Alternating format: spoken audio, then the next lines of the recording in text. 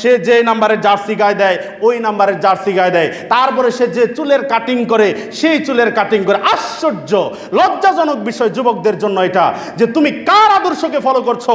তোমার আদর্শ হচ্ছে লাকাদ কানা লাকুম ফি রাসূলিল্লাহি উসওয়াতুন হাসানা।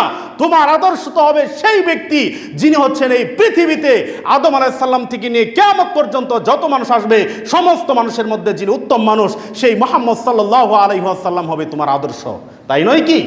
অবশ্যই তিনি হবেন আদর্শ, কারণ ইহুদি খ্রিস্টান বৌদ্ধরা সকলেই এক বাক্যে স্বীকার করেছে মুহাম্মদ সাল্লাল্লাহু আলাইহি ওয়াসাল্লামের মতো সফল কাম মানুষ পৃথিবীতে আসে নাই। ওরা স্বীকার করে নিয়েছে এটা, যে আসলে ইহুদি নাসারারা কখনোই আমাদের ভালো চায় না।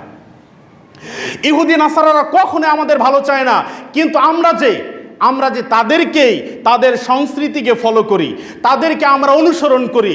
অমুক ফুটবলারকে যুবক অনুসরণ করে, অথচ জানে না ওই ফুটবলার হচ্ছে খ্রিস্টান, ওই ফুটবলার হচ্ছে ইহুদি, যারা আমাদের সাথে হিংসা করে, যারা আমাদেরকে মারার জন্য উত পেতে বসে আছে, সুযোগ পাইলেই গুলি করে মেরে ফেলে। কিন্তু যুবক বুঝে না, যুবক অমুক ফুটবলারকে আপনার কি মনে করে, রোল মডেল মনে করে। সে যে নাম্বারের জার্সি গায়ে দেয় ওই নাম্বারের জার্সি গায়ে দেয়, তারপরে সে যে চুলের কাটিং করে সেই চুলের কাটিং করে। আশ্চর্য, লজ্জাজনক বিষয় যুবকদের জন্য এটা।